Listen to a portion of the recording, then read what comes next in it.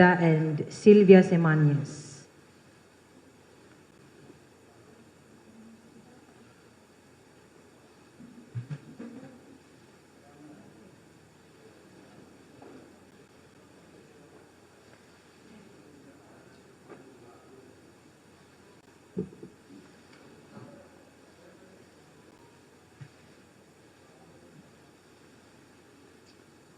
Okay? Okay na po.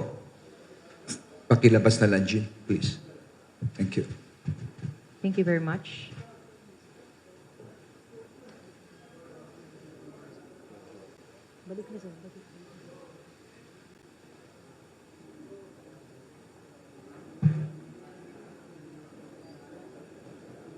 Now we will proceed with the question and answer. Each of you will be given one question and one follow-up question. We will start with Mr. Mar Gabriel of Net25, to be followed by Ms. Leia Ilagan of UNTV. Good afternoon, sir. Secretary General Marbil and General Torre. Sec, can you give us detail lang kung paano ba talaga yung nangyaring pagsuko ni Pastor? Ako, isa lang masasabi ko, no? Kasi yung word na pagsuko, no? Nagkaroon ng konting sa nahuli at sa nasuko. Kaklaruhin ko lang, no, na nakita niyo yung litrato. Ilang araw pinagpaguran ng kapulisyahan. At to commend General Torre and his group and General Marbil, nasa kote na huli na no? I mean, for me, it makes no difference kung sumuko ka man, no? Kasi yun na yun practically napaligiran ka na Siguro kung nasa ibang lugar ka, kung nasa Mindanao ka, kung nasa Visayas ka, nasa Luzon ka, yun, pwede pa sabihin mong sumuko. Pero kung nasa isang lugar ka na napapaligiran ka na ng pulis, at doon ka rin nakuha, halos yun na yun And I explained it nandito sa Philippine Star, no?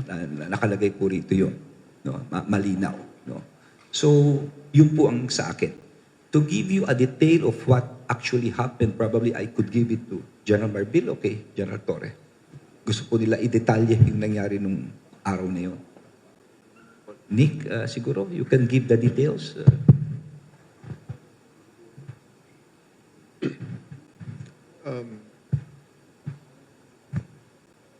As the Secretary have said, yung pagsuko, formality na lang yun because at the end of the day, whether he likes it or not, the end result will ultimately be the same. So maybe he just chose the path na feeling niya ay mas magaan para sa kanya. And on our part naman, mas gusto naman natin na wala nang masaktan pang additional. So, our 1 p.m. assault deadline ay in-extend ko ng konti. In-extend namin ni General Marbil ng konti para pagbigyan ang mga request nila na sila ay lalabas na lang ng kusa. Kaya nakita naman namin na lalabas nga naman, mga kondisyon nila ay tinignan naman namin na doable. So, pinagbigyan na lang para to save blood, tears, and sweat. Further blood, tears, and sweat dahil napakarami na for the past 2 weeks na talagang ang hirap na ating mga kapulisan. So, ang ending na lang namin is, sige, gusto nyo sumakay sa aeroplano, pasasakay namin kayo sa isang government plane papuntang Manila. So, that's what happened. Because kung hindi nila ginawa yun, ganun din. Sasakay din sila, baka not in that manner na sasakay sa plane. But they really have no options whatsoever. Nung time na ibinigay na ng gobyerno, binigyan na kami ng go signal ni General Marbil at ni SILG na tapusin na ang standoff because I see it as a standoff. Kasi alam na namin kung nasan siya Alam na rin na nandiyan kami. So naglulukuhan na lang tayo dyan sa mga searchers na yan. Pinagbibigyan namin until nang makita nyo sa Senate hearing, mapresent na sa publiko para hindi na magbago ang narrative if ever na may mangyari. So na-realize nila siguro na since the public already knows what is the real narrative inside, na ang mga pulis para makapasok dun sa kanyang hideout ay kinakapkapan pa. And with the Senate investigating panel mismo ang nagsabi na this is what we should do, eh, yun ang ginawa namin. So, na-realize sila, big blunder. Talagang, kung ako lang don't take it against me, but it's really, for my part, talagang inihulog na siya ng ating, on my part, talagang mahal kami ng Panginoon. Kaming mga pulis ay mahal ng Diyos. Hindi na nagkaroon ng ganung kaguluhan pa na mag-endanger pa sa maraming mga tao. Na-resolve ito on our favor. Yun lang. So, bottom line, he has no other options but that there's no other outcome but he will fall into the government hands. Pinagbigyan na lang namin na ito, wala nang additional na blood, tears, and sweat. Thank you. I'll just add no kay Nick Torre, no, and I think that's how it works, no. Alam mo, ganito po yung nangyari na yan, eh. Ang nangyari po, it's maraming times na kami, it's a deception game kasi 80% when we started yung yung intelligence na paano papasukin, paano gagawin, that's on August 24. Alam na namin nandun. Meron kami, ang laki ng possibilities about 80 to 90% because yung intelligence mo andito, we were monitoring. Then when we entered ang August 24, of course, nandito yan. Yung unang lugar na dapat puntahan, wala. So, ang rami. So, tuloy-tuloy pa rin, but we can see niloko kami. Ang nangyayari doon sa loob, hindi kami pinapayagan. Hindi kami pwedeng pumasok sa mga ibang lugar. Then we have to, kung malapit na kami doon sa lugar, tatawag na naman yung attorney niya na sasabihin, sige, mag-surrender, may surrender filler. Up to the time talaga, paulit-ulit yan. And they file a case, then of course, nahanahabol kasi namin yan. Dapat, why August 24? Because we know, on September 1, that's a 1 week, that's a KOJC celebration. And yun ang pinakamagiging problema namin. Once pumasok ang tao dyan, and we are 80% sure na nandun yung tao, baka hindi natin makita, maitakas sa ulan. Talagang tatakas talaga nila. That's the problem na nagkaka-problema kami. Itatakas talaga lang. Kaya, you know what happened September 1? I will not go into details. Alam niyo ba bakit? May pumasok doon, may kanon. And sabi ko kay Nick, i-monitor mo yan. Baka malusotan tayo dyan. So, paulit-ulit yun. Then, up to the time na we got a breakthrough, na hindi na namin that was Friday, na we are so sure na nandito sa lugar na yon. Alam na namin eh. Sabi ni Nick Seca, we will put a pressure on them, give them 24 hours. And tama si Nick, we will assault ang That's the last term na pinaalam ni General Torre sa akin, sir, permission to assault yung building na. Sabi ko, sige, let us make sure kasi marami buhay ang mamamatay dito. And sabi nga during the Senate hearing, sabi po ng one of the senators na paano yung mga bata ni Pastor Tibulo may mga barel. And since sinabi mo yun, alam na namin, dinagdagan mo na nandun talaga. And lalo kami na-convince na nandun talaga siya. Kasi hindi ka makakalabas doon eh. How we lock door, yung place na yun, hindi ka makakalabas sa rami namin security. We put 2 directorates there to make sure na talagang gwardyado. As General Alinsangan, na ang trabaho mo lang is really to make sure na yung KOJC nakalock in. Walang papasok, walang lalabas na hindi namin alam. Then, of course, nandun po yung sa intelligence namin to really gather the people, talk to these people kung sino magsusurrender. Kaya nga yung last week, Sunday, may 2 nagsurrender pa eh. Kaya nga sabi ko kay General Torre, tignan mo ba baka may mga kaso pa tayo ma-file against these people? Kasi may mga tao pa doon eh. Remember, General Torre mentioned about 3 or 4 days before this act on the Bago Surrender that they saw many kids. Marami pa nakikita eh. So since marami kami nakikita, may mga butas kami na hindi pa namin nakikita. May mga lugar na hindi pa namin nakikita. Of course, if you'll see we use mga different equipments, we use yung ground penetrating radar, we use a sonar. Up to now, of course, we know meron pa mga hiding place. Kaya since nakikita niya na at napipin down siya, pin down talaga yun eh. It has nothing to, wala na siya pupuntahan.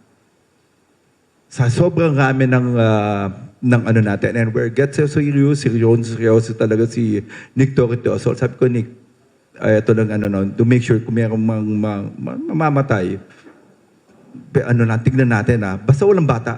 Basta walang bata. Mahirap kasi pagkabata may tinamaan Iba na istorya na to. Kahit na maganda yung operations mo, pag kami namatay ng inosente, it will go the line. And the guidance of our president is to make sure that we follow yung human rights. Yun yung kailangan namin. So sabi ko, we have to inform yung na talagang itong guidance ng presidente natin, human rights. Preserve human life ang natin. So yun na po. Ito po yung katotohanan. It's a game of deception. It took us about 16 days, but at the end of the day, with of course yung guidance sa SLG, you have to inform SALG. Anong sabi lang namin sa SALG, talaga it's a really good, it's a really pressure sa atin na talagang, make or break it. But we are so sure. Sabi ko nga, before we enter that, we are 180% nandun talaga siya. 80% from the time that we monitor ng June, from the time we started there, yung June 10, alam na namin doon. And there's no movement, pinag-aaralan po ng intelligence natin. What makes us harder is yung buhay lang talaga ng tao. What will happen pag kami tinamaan? So, eto na po. And we're so happy talagang ang galing po ng Philippine National. Of course, the President's well-informed kung ano po yung nangyayari and ang guideline talaga niya to make sure talaga na ma-implement to. Walang above the law. Yun lang po yung gusto natin. So, yun na po. Maraming salamat po. So, Chief, hindi totoo yung version nila na parang galing outside si Pastor and then sumuko sa loob. Ako, galing outside, pumasok. Kwentong kutsero yun. Alam niyo kung bakit? Nasa labas ka na, tumakas ka na. Ang tagal yung sinasabing, hindi siya magpapahuli, hindi ba? Okay, pangalawa, nasa loob ka na, papasok ka pa ulit, dito ka na magsumurrender kung nasaan ka man. Why do you have to go inside? Di ba? At pangatlo, nakahuli siya doon mismo sa loob. No? Andito isang PNP na kasama natin, si ating PNP dito. Pinasok siya roon at nung palabas, sila, pinatabi na lang namin yung mga pulis so that they could get out. Okay? Yun ang nangyari. It was the PNP, doon siya sumuko. So, these kind of things are, they're just laying the basis that he is surrendered. But it's, sabi ko nga, kwentong kutsero ito. Huwag tayo maniwala dyan. At eto lang ang babala ko. With all of these things na nangyari, I'm sure someone should be guilty of obstruction of justice for harboring, concealing, someone who is wanted by law through this warrant. And let me remind you of PD 1829, obstruction of justice. Ang sinasabi, any person who knowingly, willfully obstructs, impedes, or frustrates or delays the apprehension of suspects and the investigation and prosecution of criminal. And of course, letter C, harboring, concealing, facilitating the escape of any person he knows or has reasonable ground to believe or suspect has committed any offense under existing penal laws. And letter I, giving of false or fabricated information to mislead or prevent the law enforcement agencies from apprehending offender or from protecting the life or property or the victim, or fabricating information from the data gathered in confidence by investigating. So, I'm sure maraming papasok dito. Bakit? Sabi nga ni Chief, maraming panlilinlang na ginawa. Pangalawa, ang publiko mismo ang testigo rito kung paano ilang beses kami pinigilan si General Torre. Marami. So I think, babalik ta rin ko ngayon ang tanong. Huwag na natin pag-usapan itong surrender thing na ito because I know all the while na sinasabi lang galing sa labas papasok, kalokohan po yan. Huwag kayo maniwala dyan. Isa lang ang dapat nilang sagutan. Kung ganun pala kabilis na isusurrender daw nila si Pastor Kibuloy, ibig sabihin, all the while, alam nila ni si Pastor Kibuloy ang pinagtataguan niya. We should investigate this.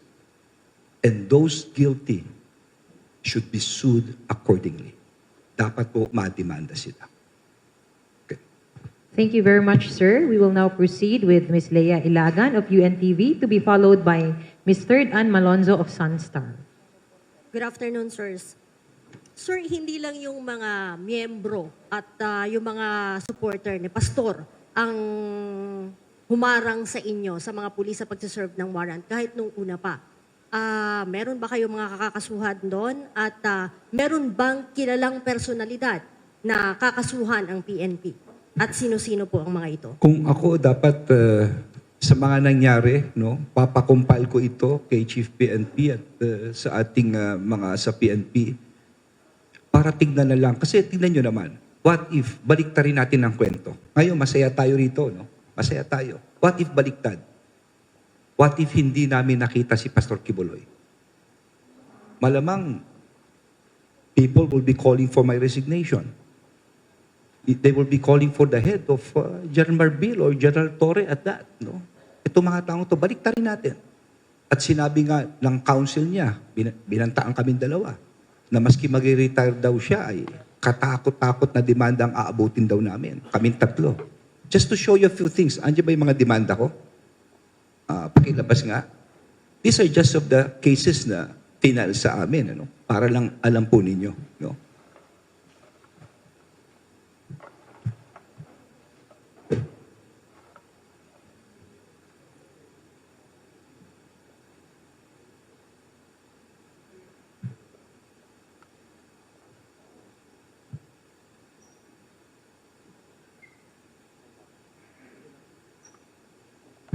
Okay.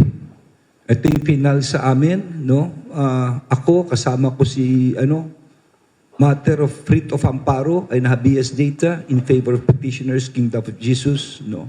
Unang kaso po yan against Benjamin Abalos as DILG, ibig sabihin na et al. And others, General Marbil, General Torre. Marami po kami mga defendant dyan.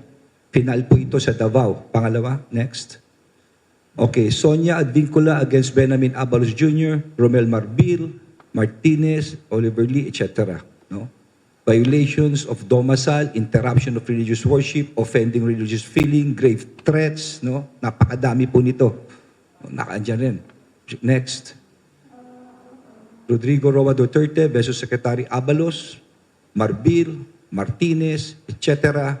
Office of the Prosecutor City of Davao, for malicious mischief. First count. Next. Rodrigo versus Abalos Jr., Marbil, etc. Second count. Next. Okay. Hindi pa ito. Yung threat na ang dami talaga. So, i-reverse natin. What if baliktad na nangyari? Di ba? So, ako naman, since tapos na po ito, okay na, let's just move on. May proseso tayong ganon. But sa akin lang, let's learn from the lessons of the past. Sana wag naman maulit and let it also serve as a lesson to everyone na hindi kayo pwedeng mag-obstruct ng hustisya. Hindi naman tama iyon. Dahil hindi biro ang pinagdaanan ng kapulisyahan dito. No? So titignan po namin kung talaga may nakakaalam kung saan siya nagtatago at kung alam nila kung saan siya nagtatago, ang mga taong to'y dapat lamang idemanda. No? Paimbestigahan po natin yan for obstruction of justice. Okay. Sir, kanina nabanggit na may mga kondisyones si Pastor sa kanyang pagsuko. Bukod po dun sa pagsakay sa eroplano, ano pa po ang mga hiniling niya na kondisyon?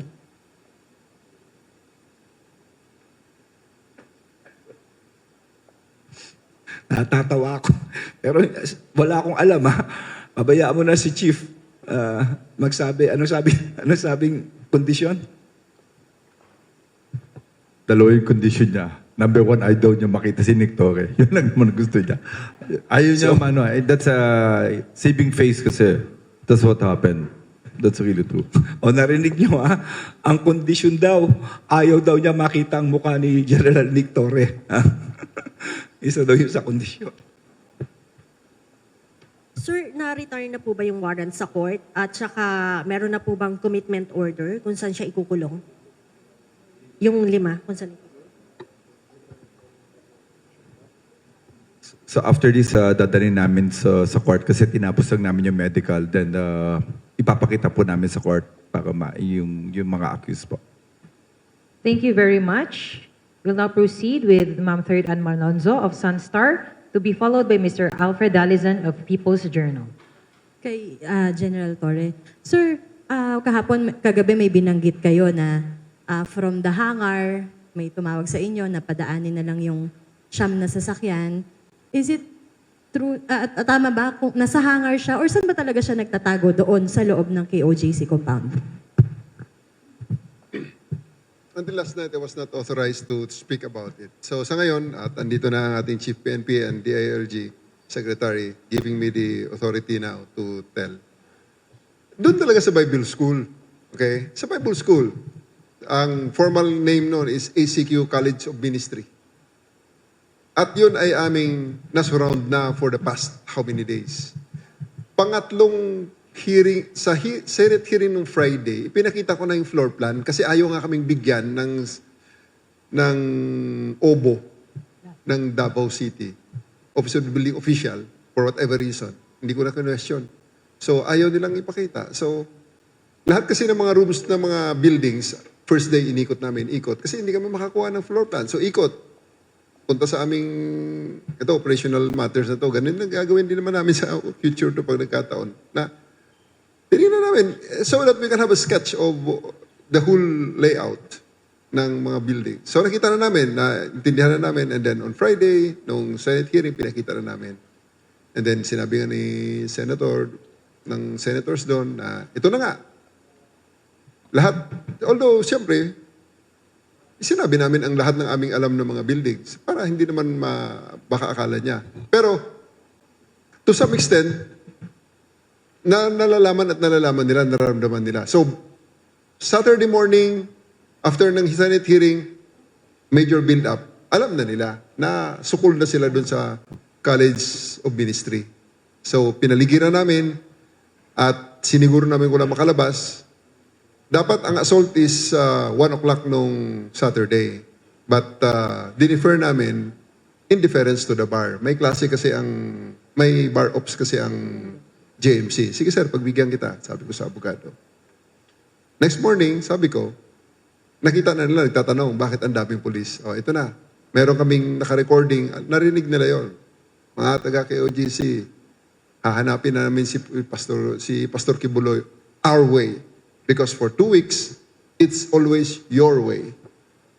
So, sabi sa amin dito sa Senate hearing, lahat ng papasok ay hindi dapat na walang armas. So, armado, SWAT, SAF ang ilalagay namin. So, I placed all the 500 SAF on that building and 500 RMFB SWAT in the JMC. Simultaneous. So, nakita nila yung build-up na yun eh. So, alas 10, nakarinig na kami ng feelers. So, tumawag ang national headquarters dahil high level ang nagiging feelers, ang negotiations. So, sige sir, i-hold ko hanggang alauna. Ang alauna ko na assault is hold natin hanggang alas 3. So, yun. Other sets of things transpired sa negotiations na until na makarating na nga ang eroplano, pinasakay namin sa eroplano, pinalipad papuntang Manila. Natapos ang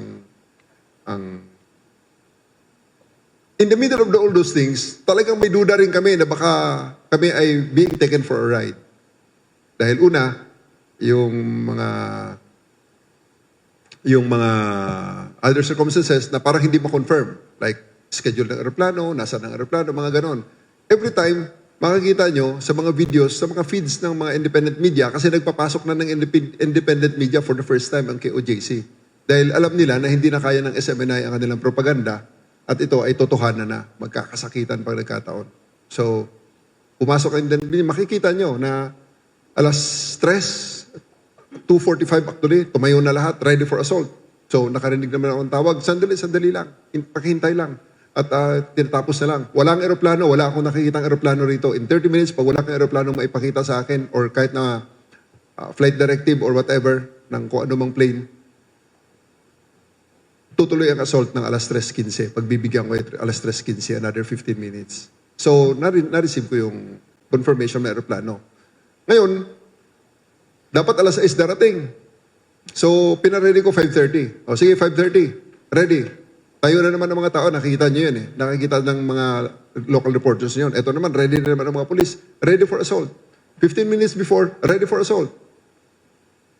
Kasi, pag alas 6, kasi ang iniisip ko talaga, ang kinakatakutan namin dito, we're being taken for a ride. Pagdating ng Lunes, kung anong mga legal processes na naman ang kanilang i-block sa amin, hindi na po pwede yun.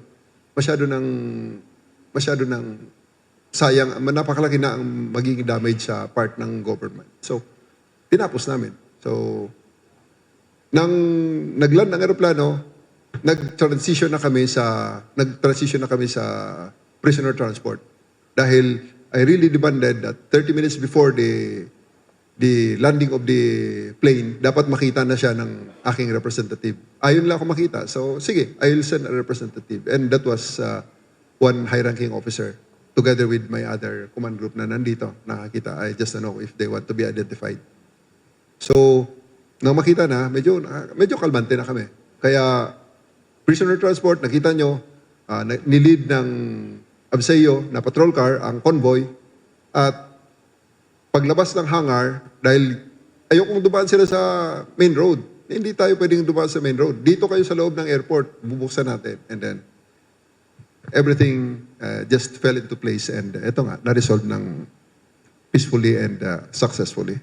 Thank you. Thank you very much, ma'am. And our apologies, but we will be entertaining last question from Mr. Alfred Dalizon of People's Journal.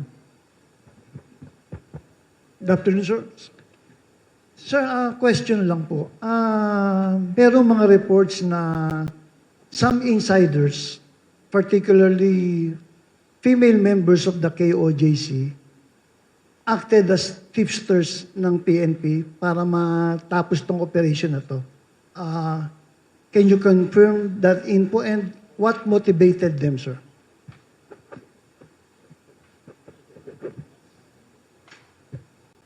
Ay, yung tipster. Marami naman po kami sa intelligence. We don't want to mention. Tuloy-tuloy po yung intelligence namin. Yung tipster naman talaga, lahat magbibigay. May tama o may mali.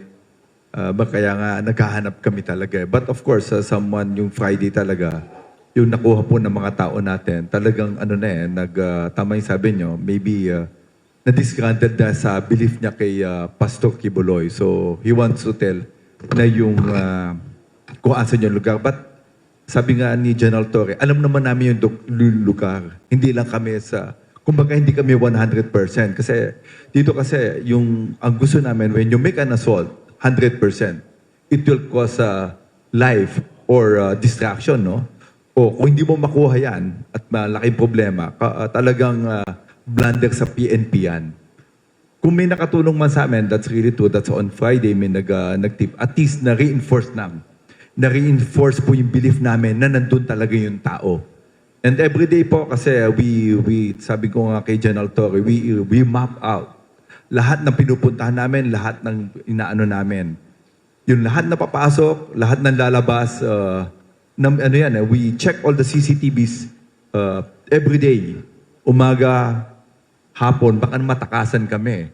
Kasi rami pumapasok may event kasi sila doon. Remember, may pumasok pa doon na merong inquiry. That's really a big problem sa PNP. And I think tama po yung sinasabi ng natin, we really, walang makakalabas at walang makakapasok na hindi namin alam. Yun ang natin, ng consideration namin. And sabi ko nga, yung pinasok namin, we are 80% or more na nandun talaga si Pastor Kibuloy. So, kung meron yan, we need to disprove it. Kaya hindi po kami lumalabas. Sabi po ni General Torres, sabi niya, hindi kami aalis yan kung hindi namin nakikita. Tunay po yun. Yun po yung talagang nangyari. Thank you very much, sir. And may we request our SILG, sir, for his final message. At this point, Nick, tayo tayo. Tayo tayo. Can I call on General Ubinki? Makapas, please, join us. Marantan, please. Okay, Marantan. Halika, Ubinki. Halika. At saka yung ating mga ibang kasama sa Davao, please. Halika dito. Halika. Hansel, ka sa kabila. Halika kayo. Kasi dito patay, halika. Halika dito ka, Nick. Okay. Ladies and gentlemen, sa ating mga kababayan, sa pamumuno po ng ating Chief PNP, si General Marbil, sa Ground Commander, si Nick Torre, of course, sa Davao City, si Hansel, of course, si General Obinki, anderito rin po, si Malimban, si Lito Patay, Bartolome and Sugunon. Sino pa? Halika. Eric Bermudez, si Balo, halika, join us. I've been through several Chief PNP at sa aking libro, in my stint as the Secretary of the Interior, the best PNP that we've had is Chief Romel Marbil, General. At etong taong to, isa sa pinakamatapang na nakita ko sa buong buhay ko, hindi sumusuko ito, dire-diretso po ito, may royal blood yata itong si Nick Torre. My dear friends, this is the PNP at your finest, sabi nga ng ating Pangulo. At pinagmamalaki po ang Philippine National Police na handa magsilbi sa publiko. Sabi nga ni Chief, no one is above the law. Andiyan ang Philippine National Police para pagsilbihan kayo. Mabuhay ang PNP. Once again, thank you very much, Attorney C. Abalos Jr., the Secretary of the Department of the Interior and Local Government. And ladies and gentlemen, that concludes our press briefing with our Secretary, Attorney Benhur C. Abalos Jr., our Chief PNP, Police General Romel Francisco Marbil, and our Regional Director of PRO 11, Police Brigadier General Nicolas Torre III. Once again, good afternoon and may God bless us all.